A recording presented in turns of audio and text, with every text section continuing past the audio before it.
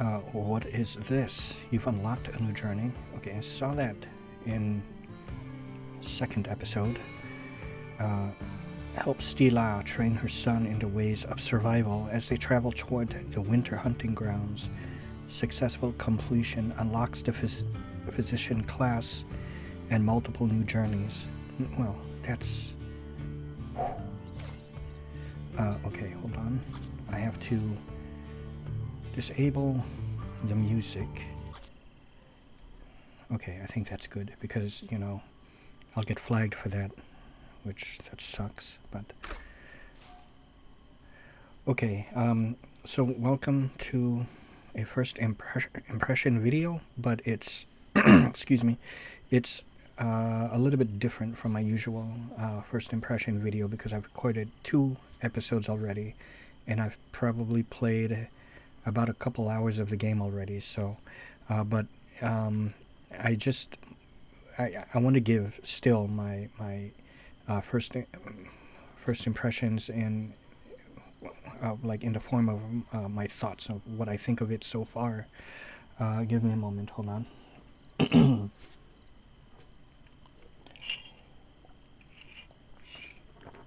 Okay.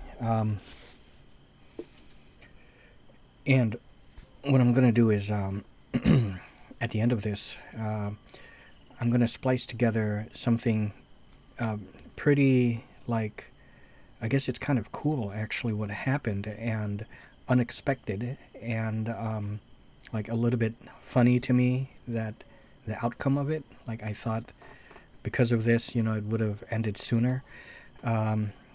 Okay, well, first I'll start off that by saying that I've played the original, for me it was the original, the Oregon Trail on the Apple back in the 80s, and I was introduced to the game in elementary school, and, you know, all the kids, you know, we played it. We all had, I don't know, I want to say like 15, 20 minutes time with the game. It could have been more, but it didn't feel all that long, you know. Obviously, when you're having fun, you know, the time will go by super quick. And I would say that the original, the Oregon Trail, you could probably complete it anywhere between 45 minutes to an hour, maybe sometimes a little bit, you know, past it. Little bit more over an hour sometimes, just by a little bit. And, you know, you'll complete it from Independence going all the way to Oregon Trail. All the way to Oregon.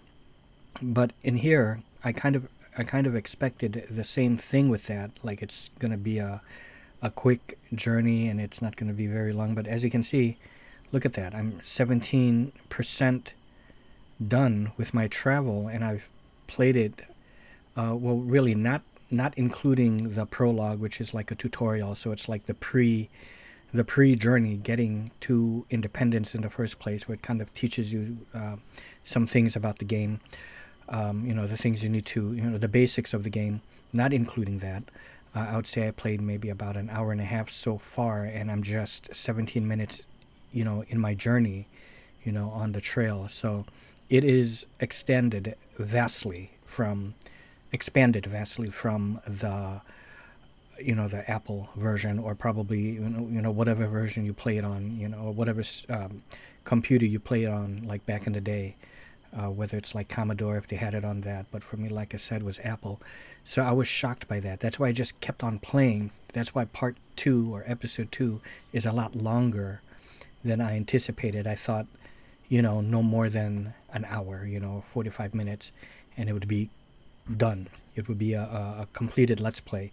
But no, I think there's going to be, you know, at least a few parts to this, maybe even more, actually, several parts, if I, you know, split it up to maybe 30-40 minutes a piece, you know.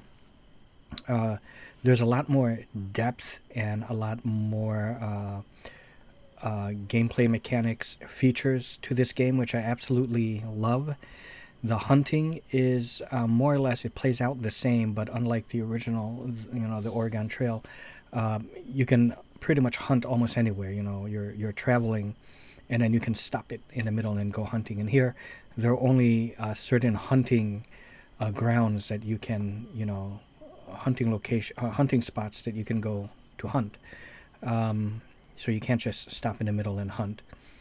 And I think the same goes for resting, as far as I know. I think there are just spots for that where you can rest. And then that's where you can talk and trade and all that. Um, at first, I thought I'd be a little put off by not being able to hunt whenever I want. But, you know, as it went along, I started to appreciate that a bit more, like not being able to hunt whenever I wanted to, because it makes it more special.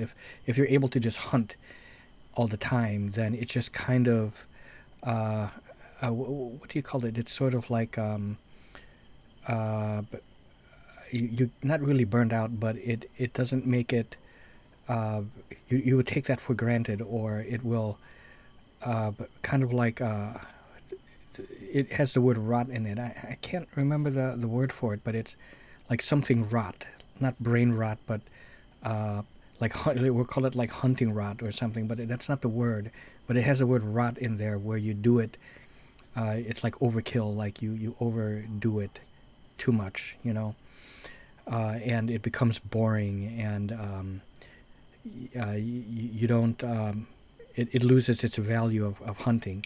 But now, because you can only hunt on hunting spots, it makes it all the more special that, oh, okay, I can hunt here, and you have the hunting gameplay mechanic, which is the same as on the Apple, but you appreciate that more. Like you really try to make the most of the hunting, and so I really like that.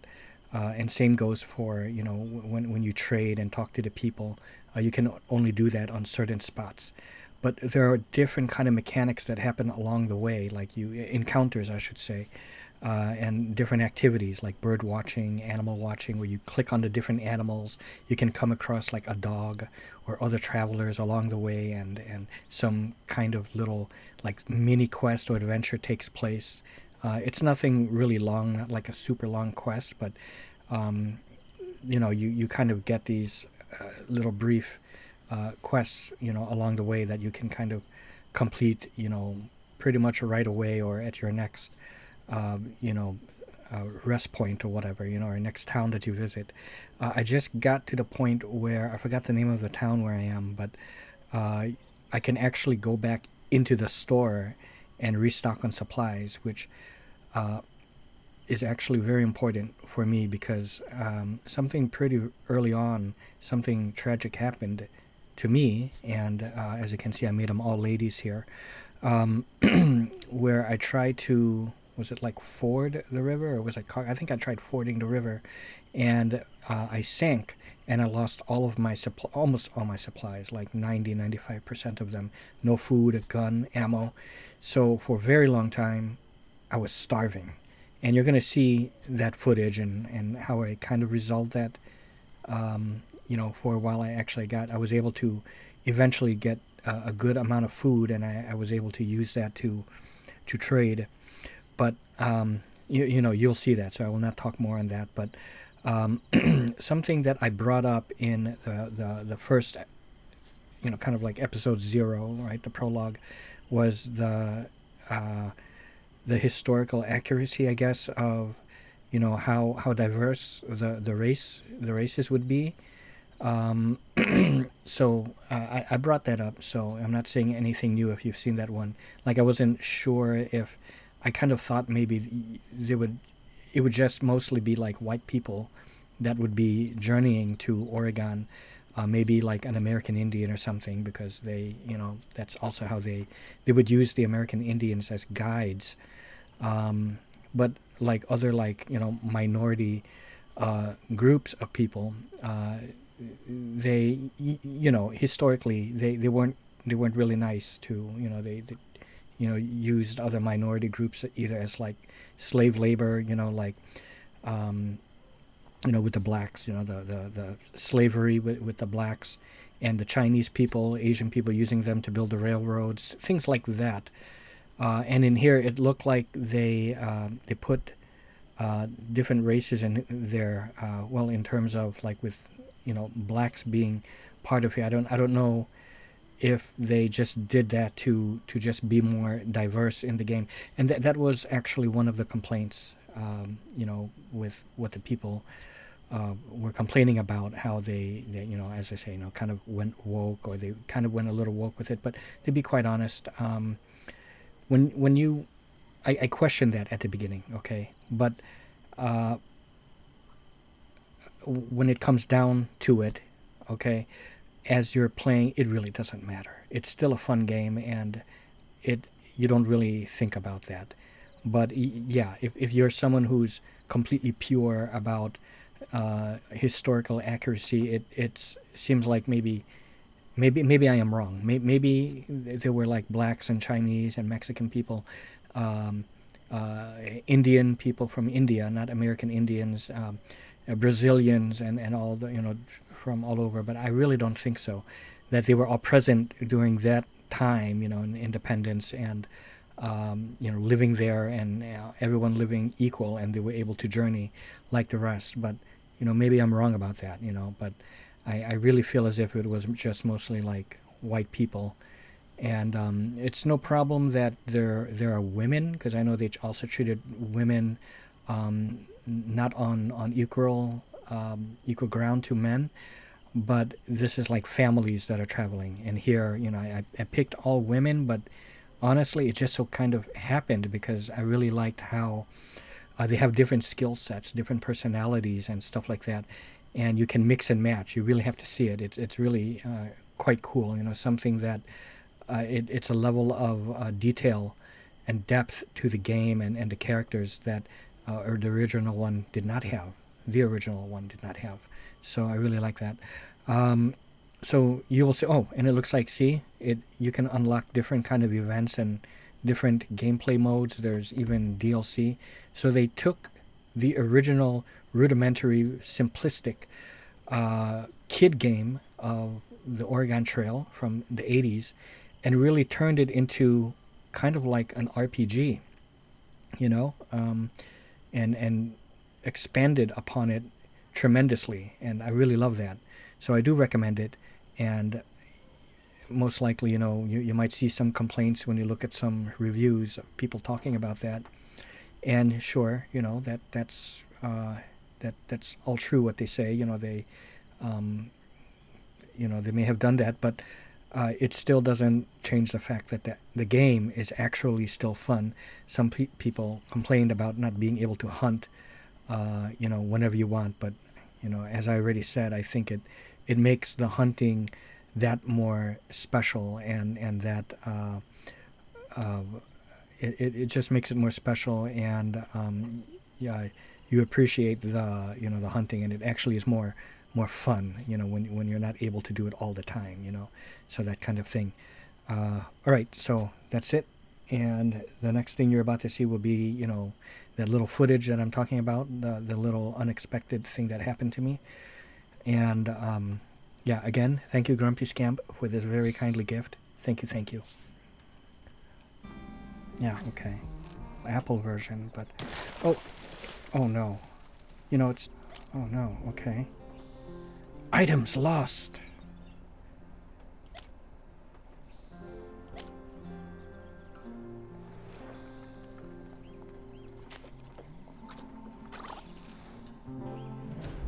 Has been crushed under the wheel of the wagon. Toes may be broken. Party is starving.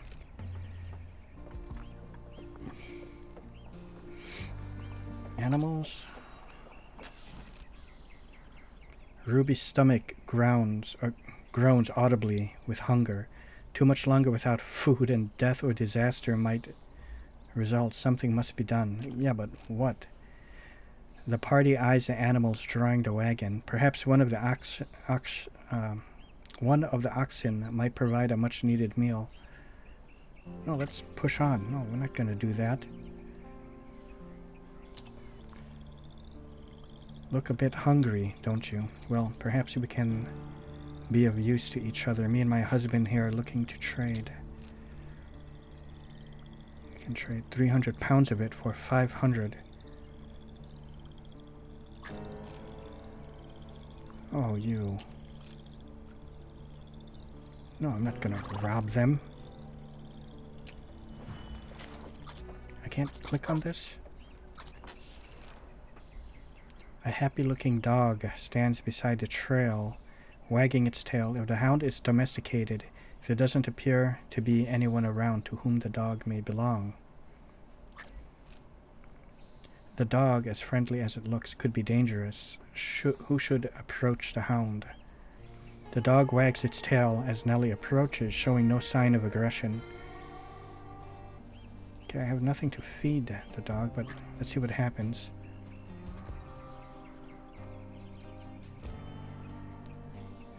For the scrap of food to feed the puppy, but none can be found. Oh, that's really sad. Sorry, puppy. Damaged wagon lies on the side of the trail. A single man, injured and groaning in pain and nursing a wound, rests his back against one of the broken wheels. His oxen, loose from their yoke, graze on the grass nearby. Hark, kind, mightn't you find it in your hearts to assist me? We can, for food.